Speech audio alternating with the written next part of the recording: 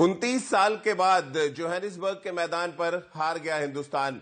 नमस्कार, आप देख रहे हैं हमारी ये स्पेशल कवरेज और मैं हूं राजीव मिश्रा। आज बात करेंगे वॉन्डरस टेस्ट मैच की और आपको बताएंगे कि 4 दिन के खेल में कैसे बारिश ने खेल बिगाड़ा भारतीय टीम का। बारिश एक बड़ी वजह बनी क्योंकि बारिश की वजह से मैदान पर गेंद गीली हुई और भारतीय गेंदबाजों का असर खत्म हुआ। नतीजा ये कि डीन एल्गर ने शानदार पारी खेली। एक कप्तानी पारी खेलते हुए उन्होंने दक्षिण अफ्रीका को वॉन्डरस टेस्ट मैच जिता दिया। 29 साल के बाद भारतीय टीम जोहानिसबर्ग में कोई टेस्ट मैच हारी है। इससे पहले 5 टेस्ट मैच खेले भारतीय टीम ने और 5 में से 2 टेस्ट मैच जीते थे, 3 टेस्ट मैच ड्रॉ हुआ था। यह छठा मुकाबला था जहां पर दक्षिण अफ्रीका ने भारत के इस रिकॉर्ड को तोड़ने का काम किया। डीन एल्गर ने शानदार बल्लेबाजी की, उनका अच्छा साथ दिया बहुमा ने और कुल मिलाकर दक्षिण अफ्रीका ने अब सीरीज 1-1 से बराबरी पर लाकर खड़ा कर दिया है। अब आखिरी मुकाबला केप टाउन पर खेला जाएगा। ये मुकाबला ये तय करेगा कि कौन सी टीम अब सीरीज जीतने जा रही है और टेस्ट चैंपियनशिप की अगर बात करें तो वहां पर पॉइंट्स लेकर आगे की तरफ बढ़ेगी। भारतीय टीम ने क्या कुछ गलतियां की, क्या भारतीय टीम ने खराब बल्लेबाजी की पहली पारी में, उसकी वजह से टेस्ट मैच हारे, गेंदबाज क्यों बेअसर नजर आए एक ऐसे ट्रैक पर जहां पर बहुत अनइवन उछाल था, इस पर भी बातचीत करेंगे। और साथ ही क्या भारतीय टीम का सीरीज जीतने का सपना दक्षिण अफ्रीका में एक बार फिर टूट जाएगा, इन सभी मुद्दों में बातचीत करेंगे। हमारे साथ राजकुमार शर्मा जी, सबा करीम और रितेंद्र सोडी जुड़ेंगे। राजकुमार सर, क्या गलती देख रहे हैं? बारिश ने एक बड़ी वजह आप देख पा रहे हैं यहां से कि बॉल गीला हुआ, हर दूसरे तीसरे ओवर के बाद बॉल चेंज हो रहा था और वो जो धार नजर आनी चाहिए भारतीय गेंदबाजों में वो नजर नहीं आई, जिसकी वजह से मुकाबला पूरी तरह से एक तरफा हो गया। जहां एक समय हम सोच रहे थे कि भारतीय टीम इस टेस्ट मैच को जीतने की स्थिति में होगी या इस टेस्ट मैच में संघर्ष करेगी, ऐसा कुछ भी नजर नहीं आया। हाँ राजीव, कह सकते हैं कि बारिश ने भी खलल डाला। एक तो मोमेंटम में, जब मोमेंटम होता है, गेंदबाज अच्छी रनअप से, अच्छे मोमेंटम से गेंदबाजी कर रहे होते हैं और उस समय अगर बारिश आ जाती है तो वो जो ब्रेक्स होते हैं वो बहुत खलल डालते हैं उस मोमेंटम में। साथ साथ बॉल अगर गीला होता है तो स्विंग करना बिल्कुल बंद कर देता है। और यहाँ पर अगर विकेट में थोड़ा सा अगर पानी गिरता है तो वो भी सपाट हो जाती है, जो बाइंड हो जाती है वो एक तरह से, तो बैट पर अच्छे से आने लगती है। और जो अनइवन बाउंस हम एक्सपेक्ट कर रहे थे वो भी शायद देखने को नहीं मिला। लेकिन खाली हम बारिश को ही वजह नहीं मान सकते राजीव हार की। बहुत सारी गलतियां की हैं भारत ने, स्पेशली बल्लेबाजी में। तो कहीं ना कहीं मंथन करना होगा राहुल द्रविड़ को, कप्तान राहुल को और विराट कोहली को कि कहाँ कहाँ हमारे से गलतियां हुई हैं। क्योंकि एक समय लग रहा था कि भारत ये टेस्ट मैच जीत सकता है, लेकिन भारत ने अपने हाथ से इस टेस्ट मैच को गवा दिया। तो मेरा मानना है कि काफी गलतियां हुई हैं। हमारे फास्ट बॉलर्स भी उस तरह पेनिट्रेट नहीं कर पाए जो उनसे एक्सपेक्टेड था। तो वजह काफी सारी हैं और काफी कुछ बात करने की जरूरत है। सबा भाई, आप भी मानते हैं और जो बात राजकुमार सर कह रहे हैं और के राहुल ने भी इस बात का जिक्र किया मैच के बाद की बल्लेबाजी बहुत अच्छी नहीं हुई जिसकी वजह से हम ये टेस्ट मैच हारे। लेकिन अंत में अगर टेस्ट मैच के चौथे दिन की अगर हम बात करें तो गेंदबाजी में भी वो पहनापन नजर नहीं आया। क्या बड़ा रीजन आप देख रहे हैं कि जिस पिच पे बल्लेबाजी करना मुश्किल था, चौथे दिन उतना ही आसानी से दक्षिण अफ्रीका ने रन चेज कर लिया? 3 बड़े कारण मैं देख रहा हूँ यहाँ पे राजीव। सबसे बड़ा कारण है पहली पारी में से 200 पे ऑल आउट हो जाना। दूसरा बहुत बड़ा कारण है कि दूसरी पारी में करीब 60 से 70 रन और बनाने चाहिए थे भारत को, जो कि भारत ने किया नहीं। और तीसरा कारण यह है कि भारतीय गेंदबाजी फोर्थ डे या फिर एंड ऑफ थर्ड डे, जो पैनापन जिसके बारे में आप बात कर रहे हैं, वो देखने को नहीं मिली। वो इस वजह से नहीं मिली क्योंकि भारत ने बहुत ज्यादा शॉर्ट बॉल डाली। अगर आप ग्रुपिंग्स देखेंगे दूसरी पारी में जो भारतीय गेंदबाजों ने की है उसमें 53% जो डिलीवरीज हैं वो सिर्फ शॉर्ट पे डिलीवरीज डाली हैं। और ऐसे विकेट पे जहाँ पे वेरिएबल बाउंस, आपको बॉल ऊपर रखना पड़ेगा, आपको गुड लेंथ एरिया में ज्यादा बॉल डालनी पड़ेगी। गुड लेंथ एरिया में सिर्फ 27% गेंदें डाली गई। और ये साफ दर्शाता है कि हमारे जो जो पेस बॉलर्स थे, चलिए वो अलग बात है कि मोहम्मद सिराज ने सिर्फ कल 6 ओवर डाले, वो चोटिल थे। और उसके अलावा जो आपके पास 3 पेस बॉलर्स थे वो ज्यादा संयम दिखा नहीं पाए। जल्दी विकेट लेने के चक्कर में उन्होंने बहुत ज्यादा शॉर्ट डिलीवरीज डाली, जो कि फिर आसान हो गया रास्ता दक्षिण अफ्रीका के बल्लेबाजों का। पर अंत में दक्षिण अफ्रीका को हमें क्रेडिट देना होगा जिस तरह से उन्होंने बल्लेबाजी की फोर्थ इनिंग्स में और इस तरह के ट्रैक पर राजीव। चलिए, रितेंद्र भी हमारे साथ जुड़ गए। रितेंद्र, आपकी भविष्यवाणी एकदम सही साबित हुई है। दक्षिण अफ्रीका ने बहुत आसानी से भारतीय टीम को हरा दिया टेस्ट मैच के चौथे दिन।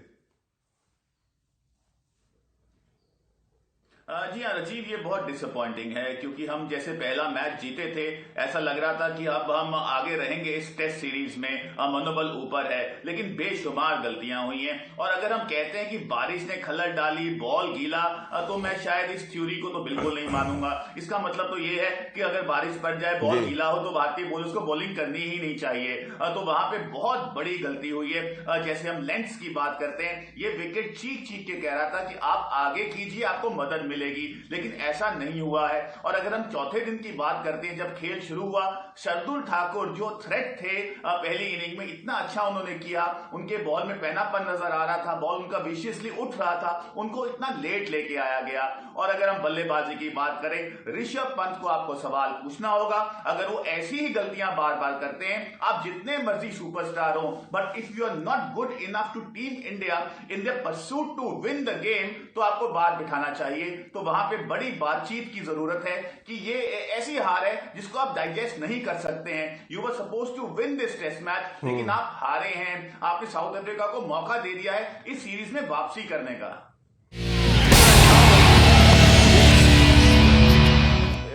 कि विराट कोहली फिट हैं और अगले मैच के लिए अवेलेबल होंगे, और शायद उनकी बहुत ज्यादा जरूरत भी लगी एज अ कैप्टन, क्योंकि जो एग्रेशन चाहिए था, जिस तरह से हर रन पे लड़ाई होनी चाहिए थी, वो लड़ाई भी नजर नहीं आई मैदान पर, जिसकी वजह से हम जोहानिसबर्ग टेस्ट मैच हार गए। क्या सबा भाई, आपको भी लगा थोड़े कप्तानी में भी कमी रह गई? अश्विन से गेंदबाजी की शुरुआत करा दी के राहुल ने एक ऐसे मैच में जहां चौथे दिन सिर्फ 122 रन चाहिए थे, और वो जुझारूपन थोड़ा सा कहीं ना कहीं लैग कर रहा था, और इसी वजह से प्रेस कॉन्फ्रेंस में भी राहुल द्रविड़ को आके कहना पड़ा कि जो रेगुलर कैप्टन है फिट है और अगले मैच में अवेलेबल होंगे।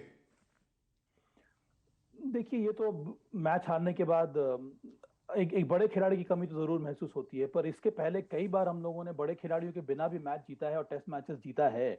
और ये बोलने की जरूरत नहीं है कि हम लोगों ने कितना बड़ा काम किया था ऑस्ट्रेलिया में। तो उम्मीद यही की जा रही थी कि ये जो हमारी टीम है, उसमें ये बहुत ज्यादा स्ट्रांग टीम है, ये मैच हमें जीतना चाहिए था।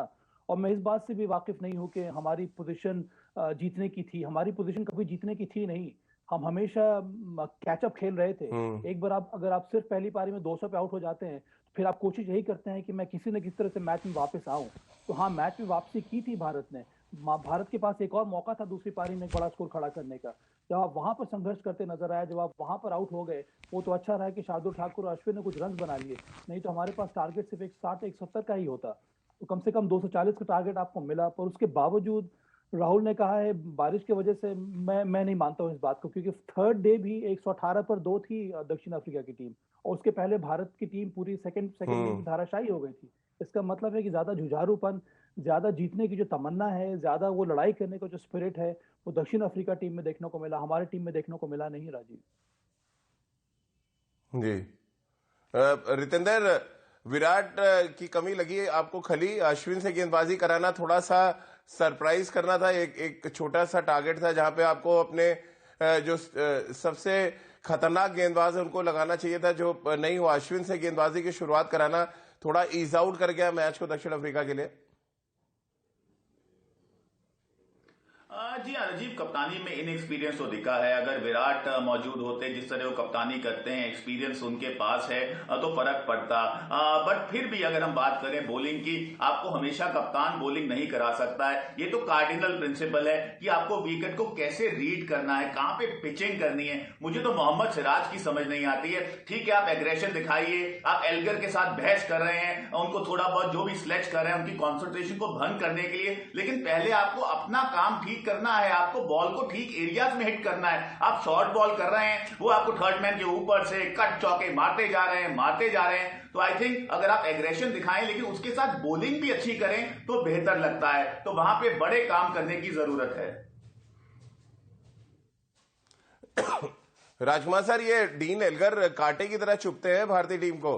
18 में 86 नॉट आउट थे, आउट नहीं कर पाए हम उनको, और अब 96 रनों की पारी और मैच जिता के चले गए। ये बाएं हाथ के बल्लेबाज आउट क्यों नहीं होते भारतीय टीम से?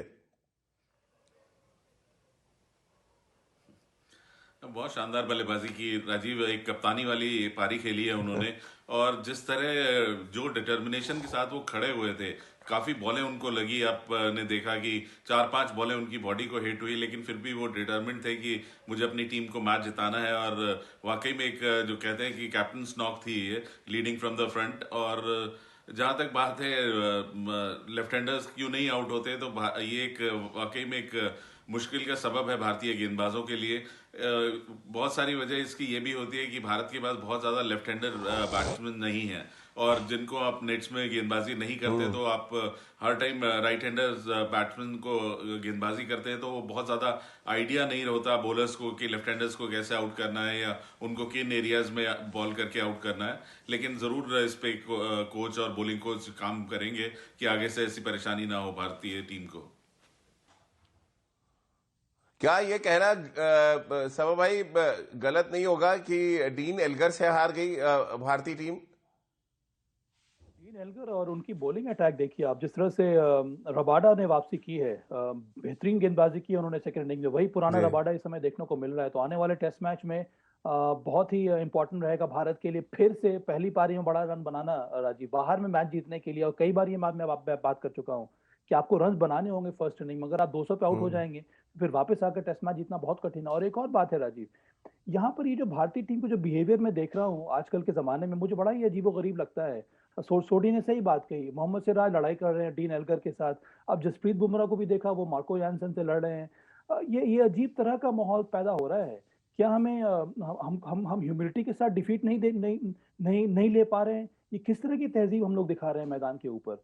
मुझे लगता है कि बहुत जरूरी है कि आप हारें या जीतें, आपके अंदर वो आपकी जो शख्सियत है वो हमेशा सही होनी चाहिए।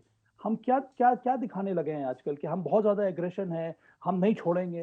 अरे आपको मैदान में दिखाना है आपके प्रदर्शन से एग्रेशन, जो पुजारा ने किया इस मैच में, या फिर केएल राहुल ने किया शतक लगा के, या फिर मयंक अग्रवाल जब जब जब वो रन बनाते हैं तब वो जिस तरह से बिहेव करते हैं। ये क्या नई चीजें देखने को मिल रही हैं और मुझे बहुत ही अजीब सा लगता है, और मुझे पूरा ये पसंद नहीं आ रहा है इस वक्त।